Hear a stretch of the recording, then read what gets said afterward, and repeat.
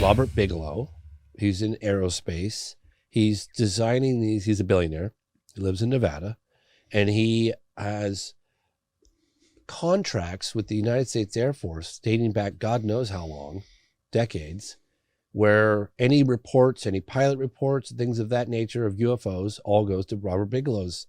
You know, he had like a think tank, NIDS, and his organization. It was like, how could this civilian like be getting a contract with the government on UFO? What? You know? And so he sends me an email, or his secretary. Mr. Bigelow has a message he wants to pass along. He watched your film, I Know What I Saw, and he wants to congratulate you on a job well done. And I was like, damn, Bigelow reached out to me? Like, Robert Bigelow. So I emailed back, thank you so much. Would he be willing to get together for, you know, dinner or lunch or something? And yes. So I was like, well, I'm going to go meet Bigelow. Why not? Right? I mean, the guy is like, he's gotten all the contracts. Now, what was really funny was, I didn't realize this till later, Robert Bigelow at the time was actually, and I'm convinced of this, he was fishing to see what my next move was going to be. He wanted to know what I was up to, because he was asking me like, oh, what's your next thing? You know, maybe I'd finance it. You know, he just wanted to know. He wasn't going to finance anything I wanted to do. He just wanted to know, and I'm pretty sure of that. But I said to him at one point, I was like, well, you know, whose side are you on? Because every case that I'm looking into, particularly the case of the United States and international cases too, I get people saying, oh, well, Bigelow's organization came and took all that evidence. And I kept hearing that. It's like, so what are you doing with all this evidence and stuff? Anyway, he says, James, do you... Before I say this, I'm just going to say that this guy, I guess, legitimately is in a position to know a lot more than I know. Okay? Particularly at that time. He had the government contracts. He had the contacts. He had the intellectual heavyweights in the scientific community all working for him. This guy definitely knows a lot. No question. And so he says, James, do you understand the implications of disclosure? And I said, I'm not really giving it too much thought. Why?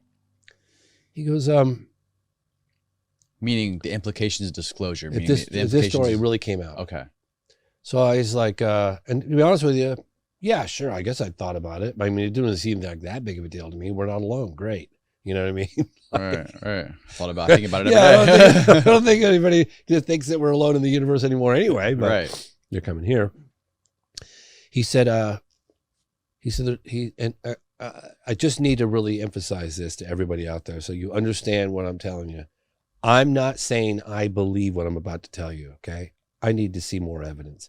I'm not saying I don't believe it, right? But I don't just believe something because someone told me that. I need to see supporting evidence. I need to hear testimony. I need a lot more. What's taken me as long as it has with all the other cases that I investigate. I don't just like believe a case. Okay, so Robert Bigelow said to me, they're walking among us. I said, what do you mean they're walking among us? I said, they're walking among us. They live right here, kind of thing. So again, I'm looking at him going, I need to see, and I'd like to see some proof of that. Right. But then he said, we've done studies. We've done extensive studies on the impacts of this story would have on the general population globally. And I said, interesting. Okay. Well, like what kind of studies? He goes, well, you take Iran-Contra and you take all these other like super big scandals and you multiply those, every one of them that's ever happened in the history of mankind, in modern history, and then you multiply that by 1 million. And that's the impact, according to our studies, that this reality would have on the general public.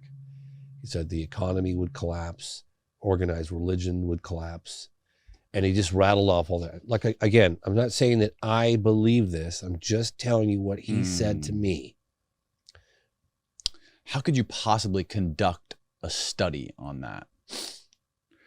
I could see how you could gather, you could collect data on individuals, but how could you possibly do a study on an entire civilization or a large group of people? Like, how would you do that? That's what he told me. That's what he told me. I mean, look, it would have an impact. There's no question it would have an impact. And it probably would affect religion, right? Because why am I going to work? Why the fuck am I paying taxes? Why am right? You know? And it's like, I remember having this conversation with the sixth man to walk on the moon, Edgar Mitchell, and he goes, you know, if this story is just part of the bigger picture, let it out. People should know about it. People should be okay. He goes, you know, you still have to take out the garbage. You still got to pay your mortgage or your rent. You know, that was kind of funny. Every time I take the garbage out, I think like, you know, I believe we're not alone in the universe and it's being covered up from us, but I still got to take my garbage out. Imagine the kind of power you must feel holding on to that information that would, you're holding something that could potentially alter humankind. Yes. Alter the mindset of every one of our species on Earth. Yeah. And that could probably change the trajectory of where we go, how we evolve, etc. Like, if you hold on to that information, how does that affect your ego? I literally just interviewed a guy. I got goosebumps on my arms talking about this because it's just crazy, because I believe it. Who drove a being, call it a creature or a being, or they called it kind of ET, on that UFO crash case in Varginha, Brazil in 1996. And I said to him, you have a level of confirmation that only a handful of people on this planet have. What does that feel like? Because I wanted to know. You know, this guy was serious as a heart attack. And he was not out there trying to get an interview with anybody. We were chased him down for years. Mm-hmm. And it was like all the money in the world and never coming forward. And the stars lined up and we had like a 36-hour window where we managed to get this guy on camera. But I asked him that question. You have a level of confirmation. You know definitively, you drove this thing around. What does that feel like? And he responded like it was more of a burden than anything else. That it's actually kind of ruined his life. The level of secrecy. He gets phone calls from the base that ask him like, hey, how you doing? How's your family doing? You guys having a good time? Did you move yet, or are you still in the same spot? Right. Yeah, you're still in the same spot. Great. Well, I'm glad your family's doing good. I'm glad you're doing good. You know, any change of plans, you know, let us know. Those kind of calls he gets all the time.